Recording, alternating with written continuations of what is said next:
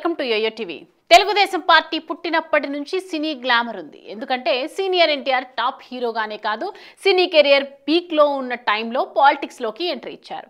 కేవలం 9 నెలల్లోనే పార్టీని అధికారంలోకి తీసుకువచ్చి రాజకీయ రంగంలో కూడా సక్సెస్ అయ్యారు. ఆ పార్టీకి నాటి నుంచి నేటి వరకు సినీ గ్లామర్ పెట్టిన కోటగా ఉంటూ వస్తోంది.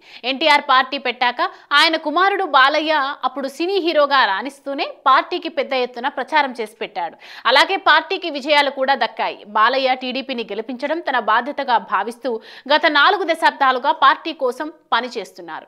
బాలయ్య హిందూపురం నుంచి ఎమ్మెల్యేగా 3 సార్లు గెలిచారు. ఆయన తర్వాత సినీ రంగం నుంచి జూనియర్ ఎన్టీఆర్ కూడా 2009 ఎన్నికల్లో టీడీపీ కోసం పాటుపడ్డారు. భారీ ఎత్తున ప్రచారాన్ని ఇటు ఉత్తరాంధ్రలోని శ్రీకాకుళం నుంచి తెలంగాణలోని ఆదిలాబాద్ దాకా చేపట్టాడు. సుడిగాలి మాదిరిగా జూనియర్ ఎన్టీఆర్ అప్పట్లో చెలరేగి అద్భుతమైన ప్రచారాన్ని చేసి పెట్టారు.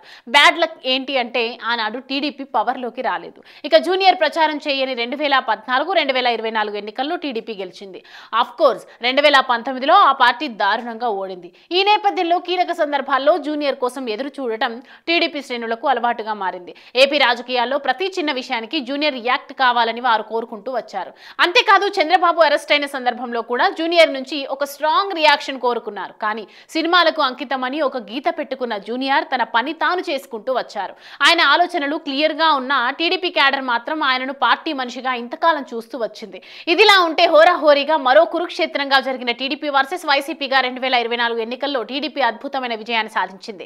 దాంతో టీడీపీకి రాజకీయంగా చూస్తే కనీసంగా మరో దశాబ్దం వరకు ఎదురు లేదన్న పరిస్థితి ఉంది. అదెలా అంటే 5 ఏళ్ల పాటు నిండుగా అధికారం ఉంటుంది. ఈ పవర్ తో మరోసారి గెలిచే ప్రయత్నం ఎటూ ఉంటుంది.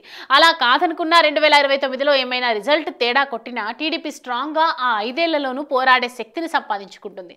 టీడీపీలో చంద్రబాబు తర్వాత లోకేష్ బాబు ధీటుగా ఎదుగుతున్నారు. దాంతో ఇక్కడ వారసత్వం విషయంలో ఇబ్బంది లేదు. అక్కడ సినీ ఫీల్డ్ లో బాలయ్య కొండంతా అండగా ఉన్నారు. ఆయన తర్వాత ఎవరు అంటే నిన్నటి దాకా జూనియర్ వైపు అంతా చూసేవారు. ఇప్పుడు మోక్షజ్ఞ రంగంలోకి దూకుతున్నారు. ఆయన మొదటి సినిమాతోనే స్టార్ ఇమేజ్ ని అందుకునేలా అన్ని ఏర్పాట్లు పకడ్బందీగా చేసి ఉంచారు. ఈ 5 ఏళ్లలో మోక్షు సినీ హీరోగా ఒక టాప్ లెవెల్ కి ఎదిగితే అది టీడీపీకి కొత్త సినీ గ్లామర్ ని తెచ్చిపెడుతుందని అంటున్నారు. ఆ విధంగా టీడీపీ 3rd జనరేషన్ లో కూడా అపారమైన సినీ గ్లామర్ పంట పండే ఛాన్స్ ఉందని అంచనా వేస్తున్నారు. బాబుకు బాలయ్యలా లోకేష్ కి మోక్షజ్ఞ అంది వస్తారని కూడా ఆలోచనలు చేస్తున్నారు. మొత్తానికి చూస్తే తెలుగుదేశం ఈ 5 ఏళ్లలో రాజకీయంగా ఇతరత్రా కూడా అన్ని రకాలుగా స్ట్రాంగ్ గా ఉండేలా చర్యలు తీసుకుంటుంది. దానికి తగినట్లుగానే పరిస్థితులు అనుకూలించే విధంగా కనిపిస్తున్నాయి. చూడాలి మరి రానున్న రోజుల్లో ఏం జరుగుతుందో. Parent-teacher meeting, quarterly meeting, we're going to mandate. It's going to be a celebration of sorts across the state.